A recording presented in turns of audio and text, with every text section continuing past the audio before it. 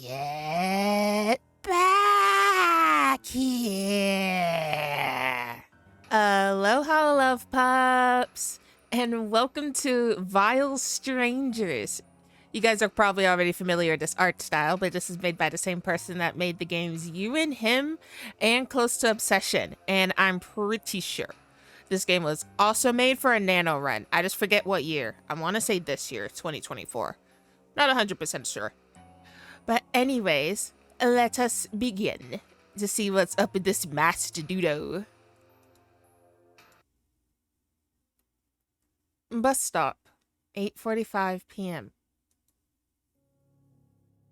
The man next to you at the bus stop covers his nose and waves a hand in your general direction.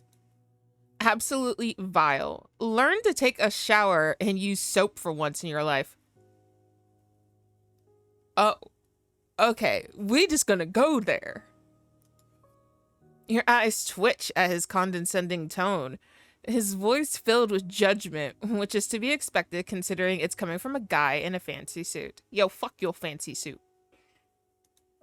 Oh, how flattering. Just what I needed to hear after working 9+ hours. You think in tired annoyance before flipping him off when he turns his back towards you. He's still gagging, playing up his disgust as he creates a large amount of distance between you two. Although not going too far, so he can still catch the bus you're both waiting for. Well, if you're so fancy and rich with your fancy dancy suit, why don't you, I don't know, Uber your way home or something? Why are you taking a bus? Huh? He's probably the sort that's never changed a diaper, you're certain of it. You sigh and lean against the small bench you parked yourself into when you couldn't remain standing any longer. Lifting your arm, you sniff yourself and then wrinkle your nose. Okay. The jerk might have a point. You smell like a mix of blueberry slushy with hints of chocolate sundae thrown in. Blech. Not a bad combination. At least, not until you take into account that the scent mostly stems from someone vomiting all over your poor uniform. Ew. You tried to wash off and wring your shirt out in the bathroom sink as best as you could, but... yeah, this shirt's probably coming out of your paycheck. Lame. Maybe the smell didn't bother you so much since you've gotten used to it. Currently, you work at Bobby and Bibbles? Bobby and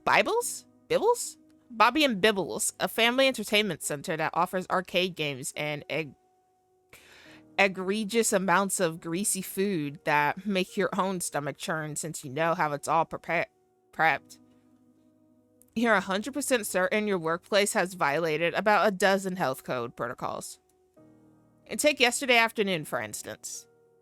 You had a literal staring contest with a mouse stealing cheese off of an uncooked pizza before it ran off, heading for a clear-cut hole in the wall with open access to the counter. And despite telling the manager about this, the manager demanded the pizza still get served. Ew! Ew! Yuck! Gross! They didn't even opt to throw it out, just argued there was no time, and then retreated back to their office. Oh, gross. And that's not even the worst of the offenses. Most of them were far more disgusting, but you've turned a blind eye each time. Well, not that you've got much of a choice.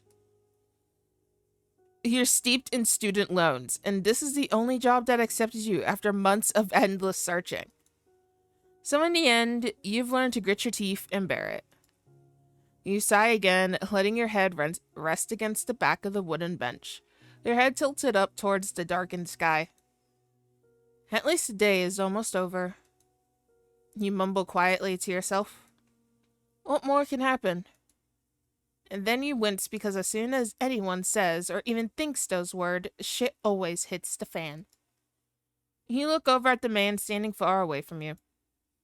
He's actively ignoring your presence, which is fine by you since you doubt he's going to wind up as the punishment for your self-inflicted jinx. Maybe the buses could wind up running late then. You try to predict the terrible luck that'll befall you when you hear harsh and heavy steps. You glance over. And holy shit, the guy walking towards you is huge. He's a massive bulk of a man. You'd need climbing gear just to see him at eye level. He's that tall. It's intimidating. When he makes a grunting noise, you crane your neck to look up at his face, but he's wearing something over it. Like a mask? Oh, please say this guy isn't the result of your self-inflicted jinx. He's just some partygoer, right? Probably with a costume theme, considering his apron that looks like there's a few red splotches right on the... The "you are screwed" alarm starts ringing in your head. Sirens going off left and right as your brain scrambles and tries to determine whether or not those are actual blood splatters or simply dollops of ketchup made to look like blood. You try to recall if you've seen anything on the news or true crime channels about mass murderers in your area. But if you're being honest, the crime rates are astronomical in your city. Despite the fact that you're currently near the outskirts, the place is a festering cesspool of criminals, all congregating together in one area, and not even here is safe. Looking away, you see that the other man, waiting for the bus, walked off somewhere. Great. So now you're alone with this guy. The hulking man doesn't say anything as he lowers himself onto the bench next to you. You can hear him breathing. Long, drawn-out breaths punctuating the quiet. An involuntary shiver crawls up your spine, and you scooch towards the other end of the bench, creating as much space as possible between you and the hulking man. It's then that your brain finally decides to remember the news report from this morning. The body of a 34-year-old man identified as Raymond Maverick was discovered strung up inside the gazebo of Winterberry Park at 11:30 p.m. by a passerby in the area. Reports say that his...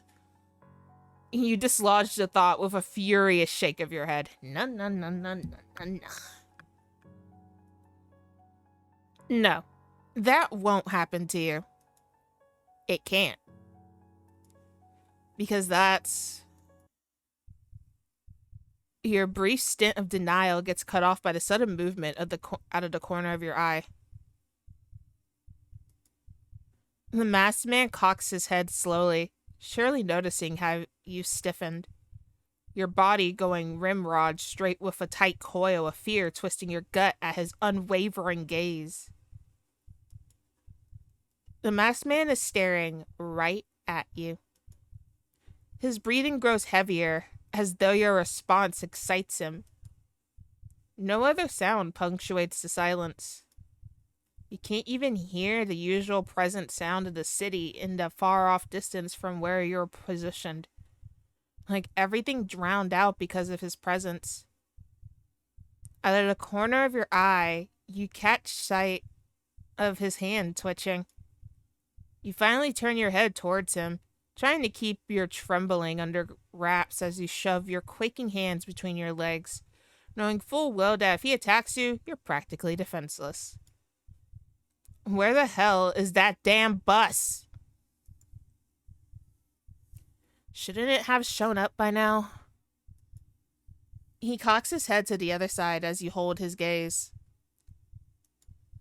At this moment in time, you really wish you took your trusty old ballistic knife with you as an extra precaution, but your knife wasn't in any shape to offer protection right now. And besides, you didn't know you'd encounter someone like this on your way home from work.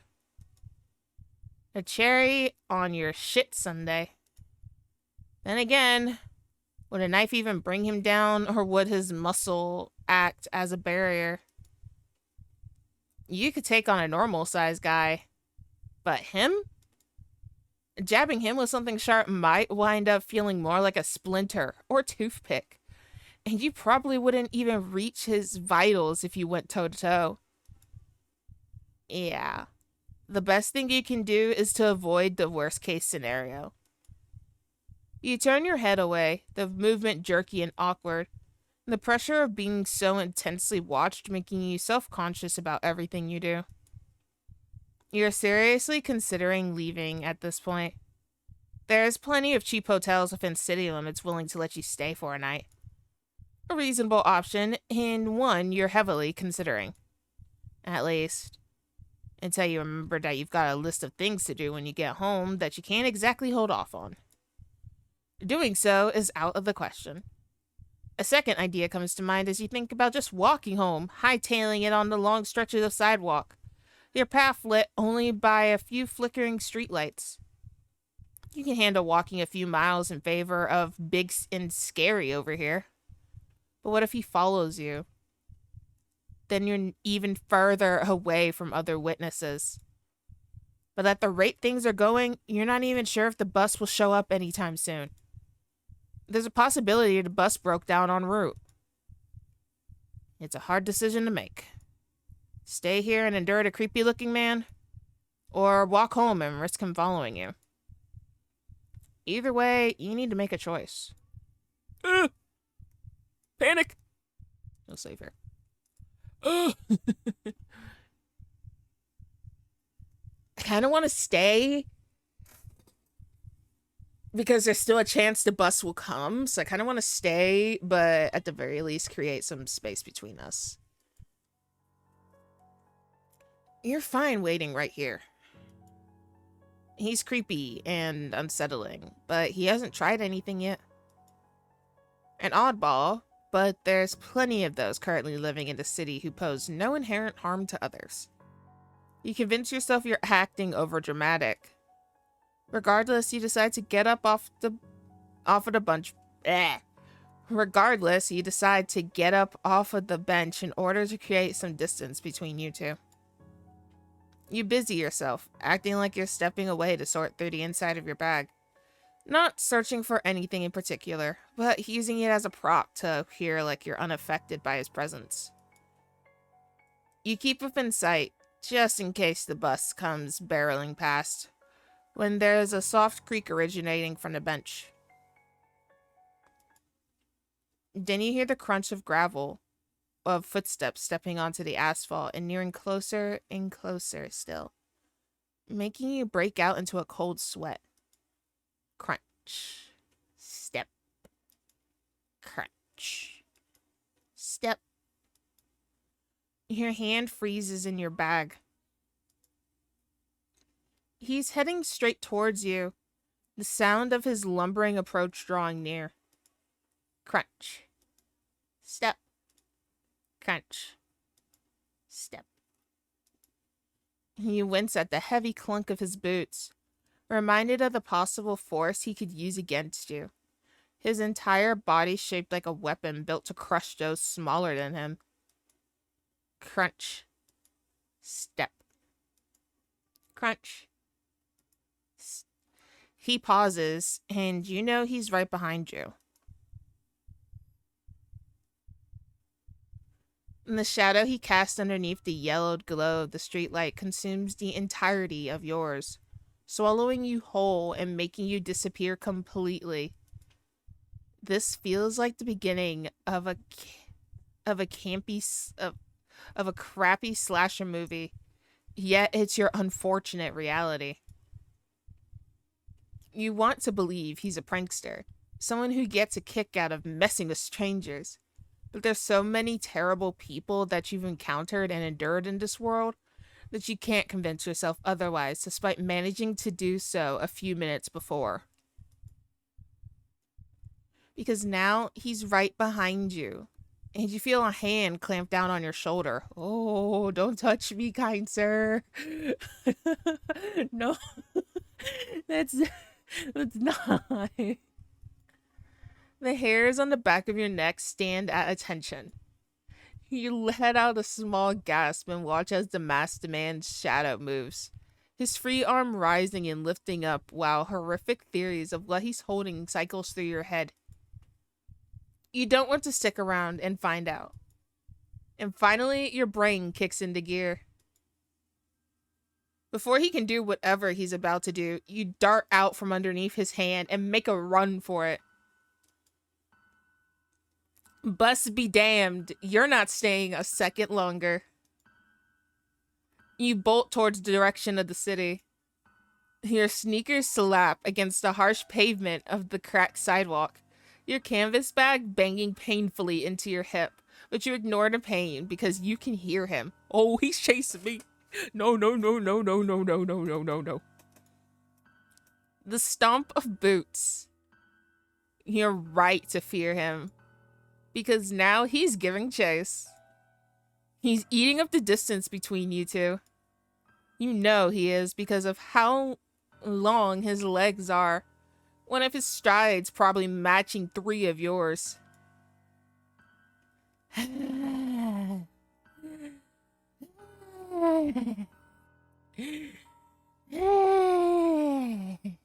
Oh, hell no. Hell no. No, no, no, no, no, no, no. Nope, nope, nope, nope. You refrain from screaming. Doing so won't serve any purpose other than making you lose previous amounts of oxygen that you could use for running away from the masked man. Not to mention, you doubt there's anyone around to hear you. Not unless that man who gagged at you earlier is still hanging around somewhere, but there's no sign of him.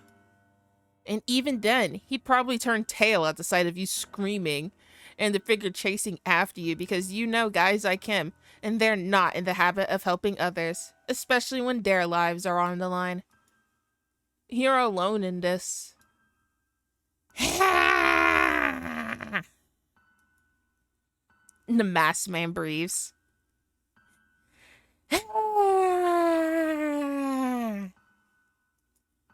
You grit your teeth as you pump your arms and legs faster.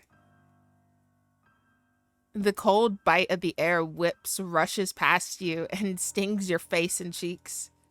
Something wet splashes against the back of your hand as you propel your body forward with each step, the weight of your body getting heavier the longer you run.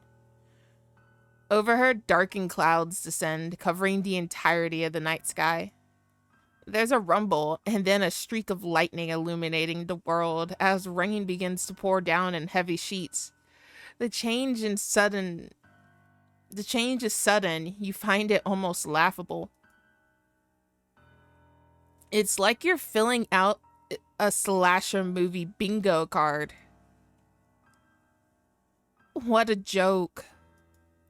But you refuse to let the weather keep you from escaping the deranged man who's become even more frantic. He's so much closer now, isn't he? You risk sneaking a glance over your shoulder and scream. He's an arm length away. Your body's almost within grabbing distance, and there's something in his hand that you can't quite make out within the darkness. The only thing you can see is that the item glints when another violent lightning strikes tears across the sky. A weapon.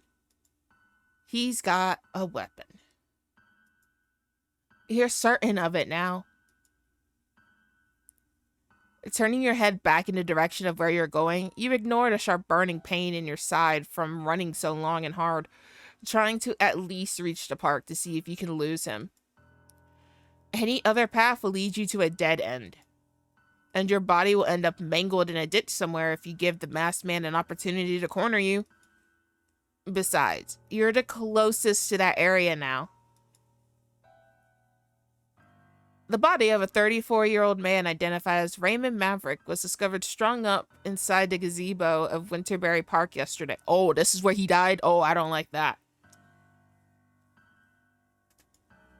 No, stop thinking about that. There's no way the same thing will happen to you. Not unless Get back here. Hands grasp at the back of your shirt right as you catch sight of the park's entrance, and you make a sudden sharp turn to dislodge the man's grasp and send him stumbling forward and past you as you make a break for the open gap in the rusted iron fencing. Someone cut a small human-shaped hole into the wires to let people pass through when the gates are locked. You think those little property-damaging shits since it's a small enough size for you, but not the bulk of a 6'8" man that's currently trying to catch up with you. You manage to watch as the man hurtles towards you like a linebacker on a football field, and your heart sizes in your chest. Turning your body, you frantically squeeze through the gap.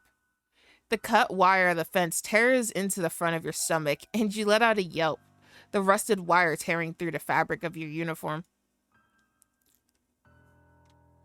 You manage to pull out into the other side just in time to watch as the man runs into the fence. You stare at him for a moment, heavy breathing on one side and him on the other, with one of his hands curled around the wire and the other in his pocket. It feels like an eternity. And then you turn tail and flee, sprinting through the weeds, choking the landscape of the abandoned park. The broken swing set to your left shrieks in complaint as the wind tugs and pulls, almost sending the metallic chain lashing at your face as you dart past. You hear the clang of a fence somewhere, and you just know he's climbing over the fence.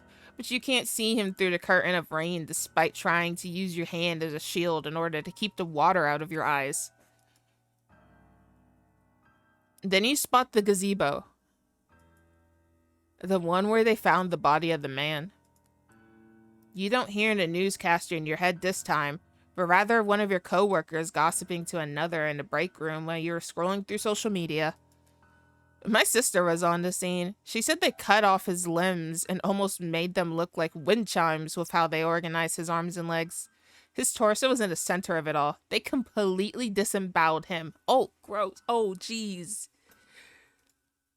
You remember hearing the girl say, right as your foot reaches the bottom step of the gazebo, "Don't go in there." That's like a bad omen right there. What about his head and his hands and feet? Usually they identify the bodies by dental records and fingerprints and stuff, right? The other coworker asked around a bite of his sandwich. The memory of his comment asked in sync with you reaching the top step and plunging yourself into the gazebo. The girl telling the story shook her head. And they couldn't find them anywhere, although his DNA identified him because of his past criminal history.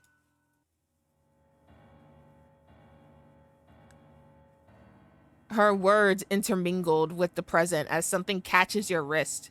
Your scream piercing the air with violence and terror as your body gets forcibly yanked backwards, sending you tumbling towards the ground. Yeah, I know about his record. Talk about a scumbag.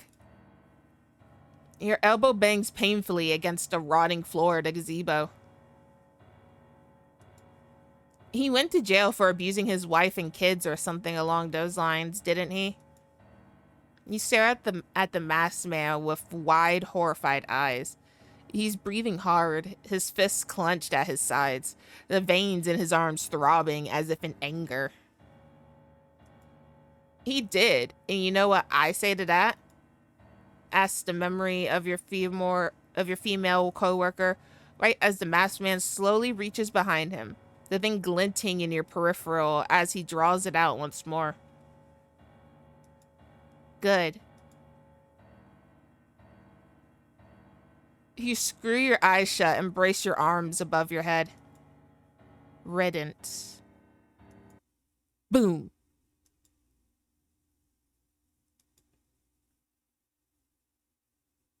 Hello. Am I dead? Am I dead? Did I survive somehow? Hello? You crack open one eye and see a palm extended to you, a small little bunny-shaped keychain resting in that same hand. Huh? You dropped this. He just wanted to return.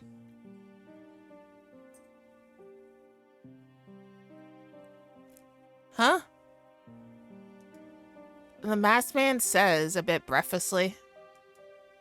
Your gaze goes from the man to his hand and then back again, and something seems to click in his head. Sorry. When I reached for... I almost tripped and grabbed onto the railing for support. But I accidentally drug you back in the process. Here, let me help you up. Officially stun-locked, you let the masked stranger help you to your feet. He then observes the scrape on your elbow. I'm so sorry.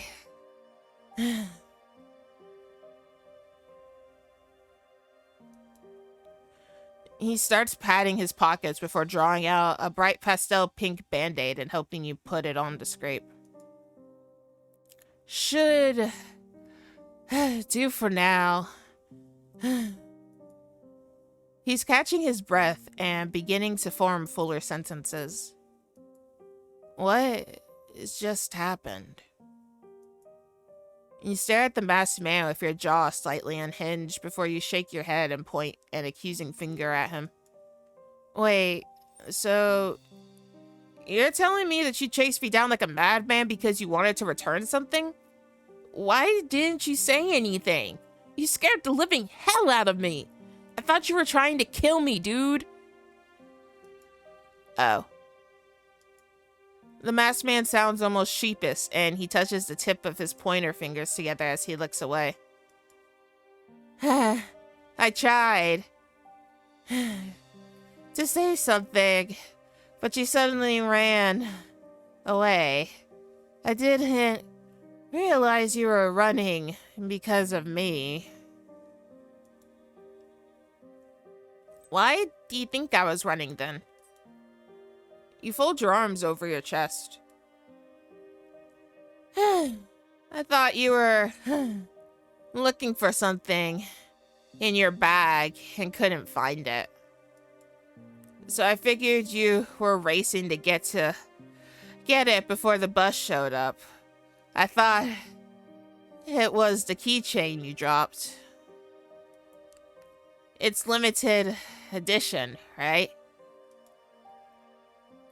He's right. The keychain in question belongs to a show called Little Lucy Lamb's Herd that aired in the early 80s, displaying a cute and colorful cast of, what else?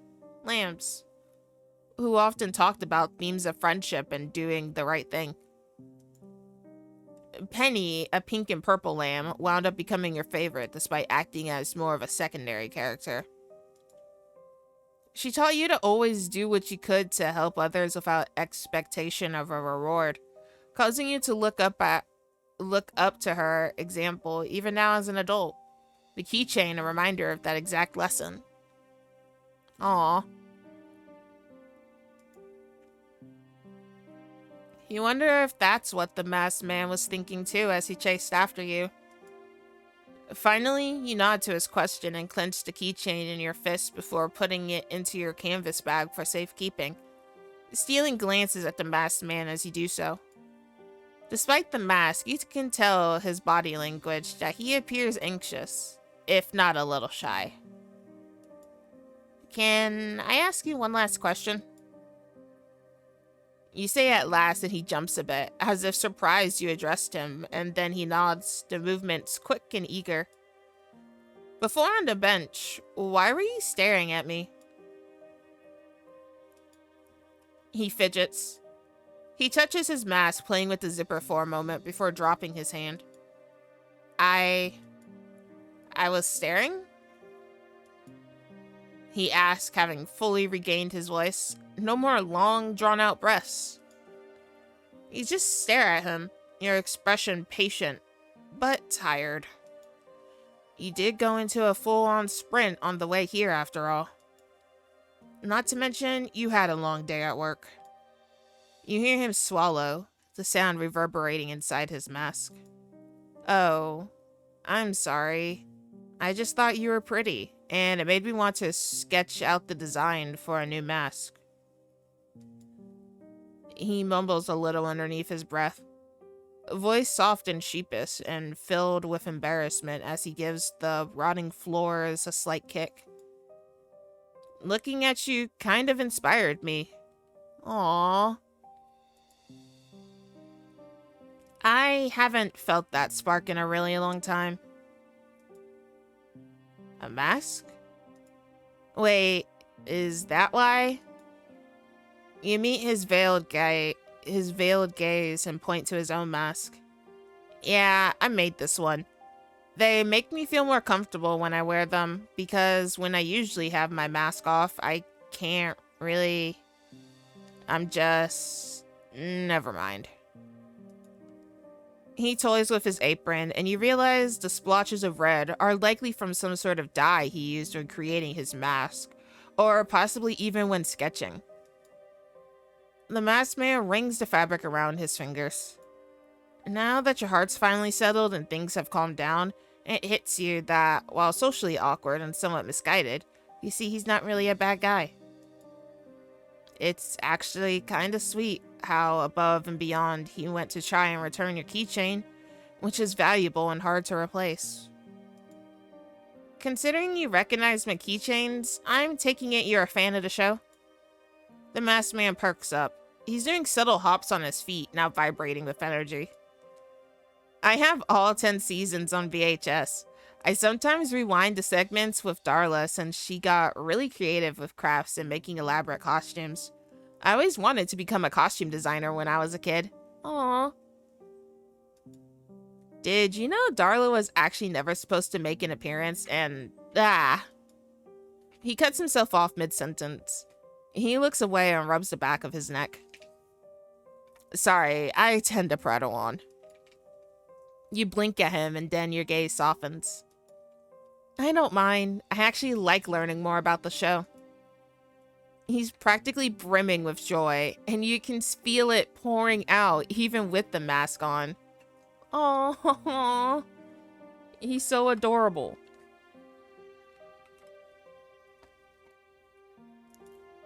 You know what it's like having to silence the things you like simply because someone said something negative about it or looked at you weird. Oh, yes, I certainly do. Really? Are you sure? I wouldn't say it if I didn't mean it. You say. We could talk about it on the way back to the bus stop. Hopefully we can still catch it. By the way, you say as you make your way out of the gazebo, I never did catch your name. The masked man hesitates a moment, all bashful as if he's considering something, and you watch as he brings his hand to the zipper, drawing it up a little to reveal his mouth. Whoa, he has scars.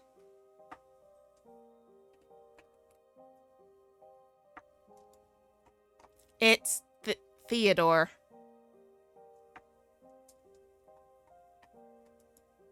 There's a shy smile playing at his lips, and then he quickly zips the mask back down, all the way again. It feels significant.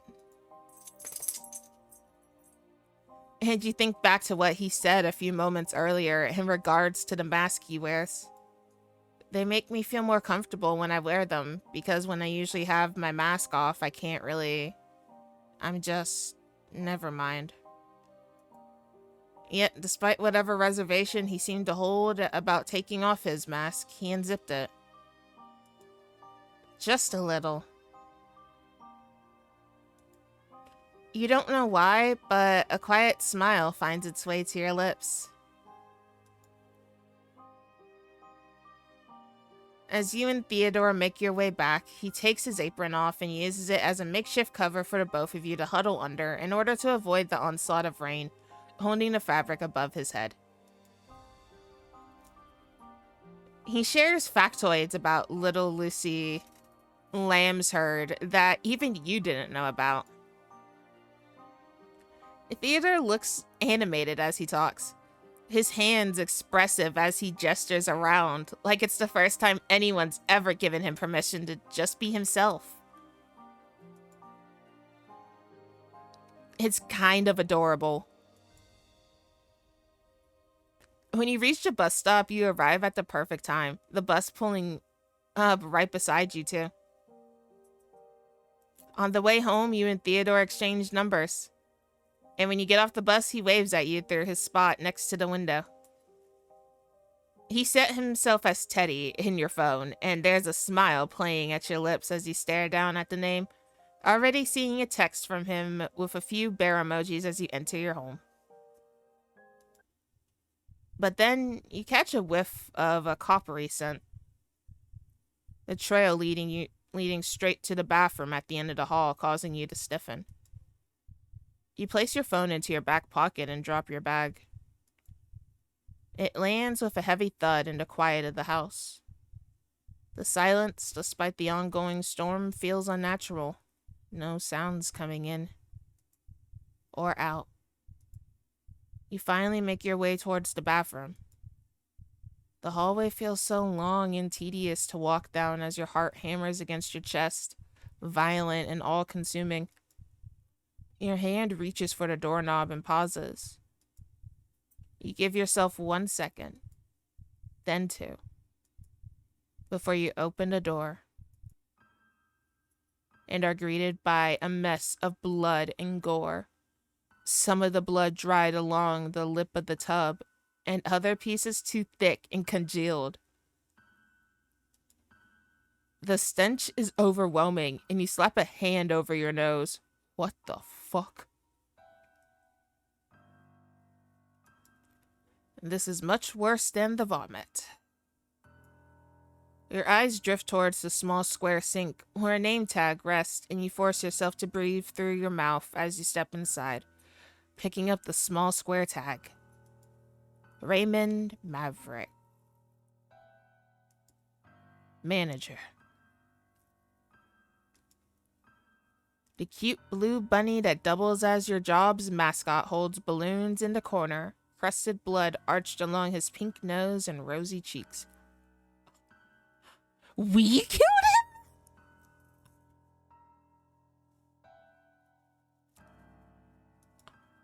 him? This is the entire reason you needed to get back home. You couldn't put off getting rid of the rest of the evidence since you're sure law enforcement will start digging into your manager's death. And if they find any trace of him or suspect you of killing him, you're done for.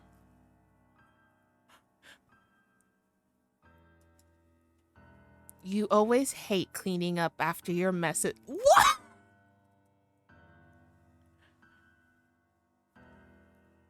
You always hate cleaning up after your messes. You don't exactly enjoy killing people. You don't do it for the power or the high, or because you saw it as some sort of sick fantasy.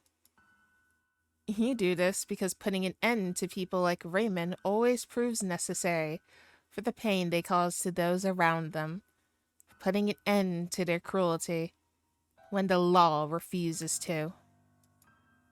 You loathe people like Raymond. They bring out the worst in you, and you wield that burning hatred towards them like a weapon. It wasn't even the rumors at your job that alerted you to his abusive behavior, but something you witnessed in the parking lot after you'd just gotten off of your evening shift, watching as a small SUV careened past you. You grind your teeth as you remember what he did to his wife in the front seat, watching as mascara ran down her face. One of his hands tangled in her hair while the other gripped the steering wheel of the car. The veins in his neck pulsed and throbbed, his face entirely red with rage. And their child was in the back to witness it all. You knew right then and there you didn't even need to research this man's background. You were going to fucking kill him. And so you did, doing what you had to by flirting with him just enough that he didn't even hesitate when you secretly asked him over to your house. And the act disgusted you, but you reminded yourself that you'd soon bear fruit. And you did. It was all too easy. Better yet, he feared getting caught since sleeping with an employee could get him fired, so he laid low on the way over. At first, he tried getting handsy as soon as you opened the door, but you managed to shove a beer into his hands before he could pry your shirt off and then lead him inside, waiting for the opportune time to strike. He downed a good portion of his beer in a matter of minutes, not even processing the odd taste, as you tried to wait out the effect of the drug in the bathroom to avoid him touching you again. When you came back, you could see him trying to get up and off the couch, but stumbling. In that moment, as his back remained facing you, you went haywire. Your bodies tumbled to the floor as you charged at him, burying the blade deep into his back, relishing in the bastard's screams and his feeble attempts to crawl away. His wails of pain and anguish were slurred, and he asked you over and over again why you were doing this, unable to comprehend why anyone would bring him harm, and desperately pleading for help and someone to come and save him. But no one could hear his cries, because your entire house is soundproof. Not to mention, you live far out of the city for this entire reason, using the complete solitude in order to avoid any potential witnesses. You felt his body grow weaker and weaker as you plunged a blade into him over and over and over again. You were lost in a fervor, a crescendo of your emotions at an all-time high as tears streaked down your cheeks in empathy for his wife and child. Die, die, die, die, die, die, die, die, die, die, die, die. The word repeated itself in a vicious cycle through your head as you tore steel through flesh. You didn't stop until you realized his body had gone cold, and he lay limp beneath you. You were breathing hard as you pulled back, letting your head tip back as you soaked in the moment of relief after doing what you set out to do yet again. People like him always asked, why? Why are you hurting me? What did I ever do to deserve this? None of them self-reflected or repented or begged for forgiveness for their previous actions. You aren't a senseless killer. You have your reasons. The people who wind up on the receiving end of your knife are terrible people. Simple as that. From domestic abusers to sex traffickers to those who torture animals. They end up on the receiving end of your ballistic knife. Of course, it's the same one you couldn't bring with you today since it's still covered in DNA evidence from yesterday. Not to mention the authorities are no doubt looking for this thing, so it's within your best interest to keep this thing squared away for safekeeping in order to avoid any suspicion from coming your way. Usually, You try not to have any connection with your victims, but after seeing what you did, you couldn't help but want to take down that your bastard of a manager. And now he's 6 foot under. Because of that, his wife and kids are free from his constant abuse. The downside? He's your problem now. He sighs, he turned towards the tub. Yeah. No. That's a problem for later. That's a problem for later, you, because no matter how many times you've done this, which is, well, into the double digits, you always get queasy at the sight of so much gore. The only reason you can handle it during a kill is because of the adrenaline coursing through your body. Otherwise, you want to hurl, just like the customer who ruined your uniform did. You go with knife cleaning first, and let the water run over the steel on the blade, imagining a hopeful future for your manager's kids and wife, where they didn't live in fear of constantly making the wrong move. Innocent people deserved protection from the monsters around them. Innocent people like Raymond's wife and kids, and Theodore flashes through your mind. Yes. You're certain he's gone through pain because of someone who took advantage of that innocence. And there's no doubt people like that in his life who continue to do so. You want to protect people exactly like Theodore. Those scars, the ones underneath his mask that he revealed to you in that vulnerable moment, weren't scars left behind by an accident or birth. They were intentional. You glare down at your now clean knife. You're determined to find out who made them and end their existence. Because keeping people like him safe is the good you choose to do for the world. It's unconventional, frowned upon, disturbing, but you're determined, regardless, to find and eliminate every vile stranger you can find. Oh, shit!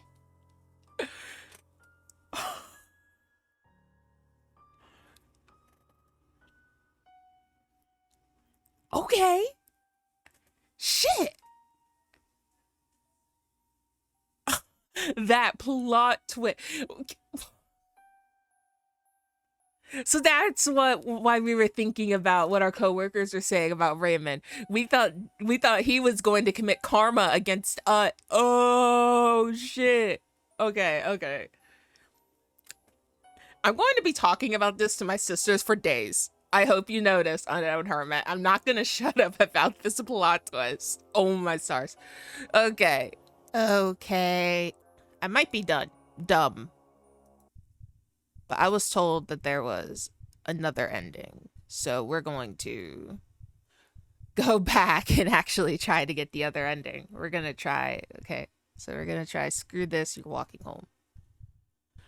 You opt to travel home by foot rather than staying next to this freaky stranger any longer. Pulling yourself up from the bench, you avoid eye contact with the masked man, choosing to keep your eye focused on the road ahead of you. You listen out for footsteps as you move away from the bus stop. But after a few minutes of walking, there's no sign of the odd man pursuing you. The echo of footsteps only coming from your own worn-out sneakers. You sigh with relief. The night air is brisk, a cold chill on your skin. Above, storm clouds gather and merge, sure to bring in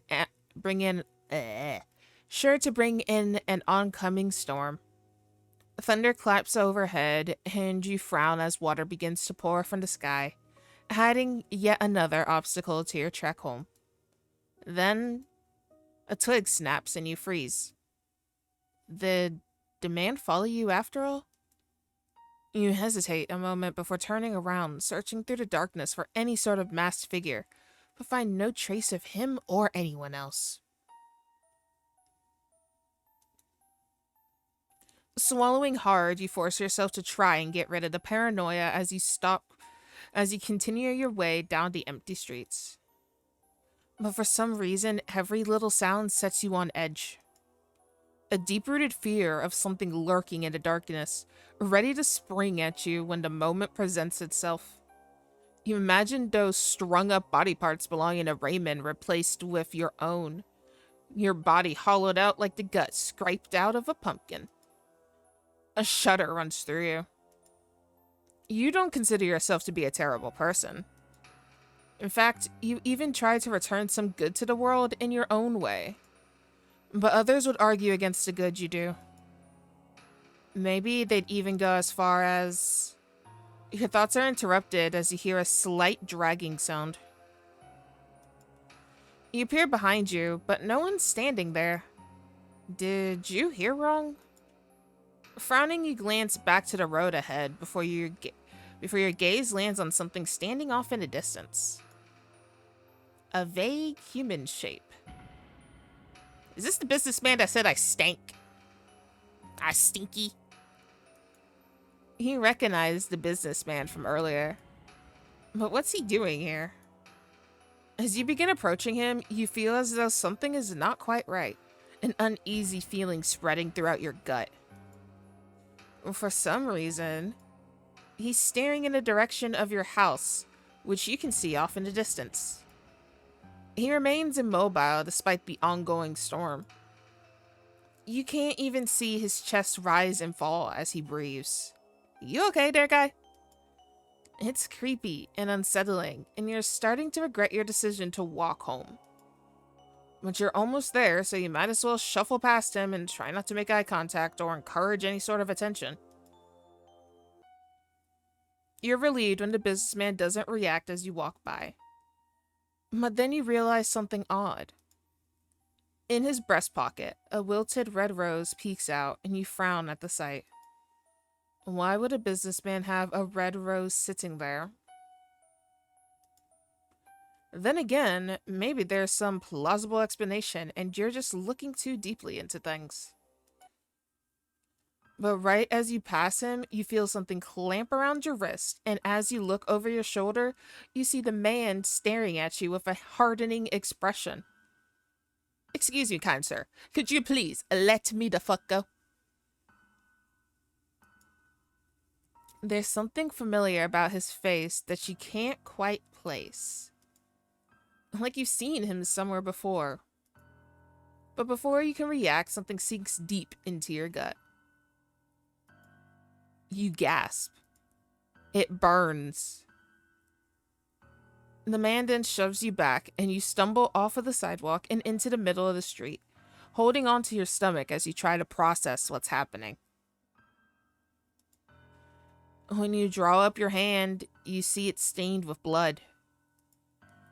As your gaze meets the man's again, he takes out the wilted rose and tosses it towards the front of your feet. You look down at it with confusion, right before you hear the blaring horn of a bus, and your body is pulled under and crushed beneath the bus's wheels, your entire body pinned beneath the hulking steel. As your world turns dark, all you can ask is, why?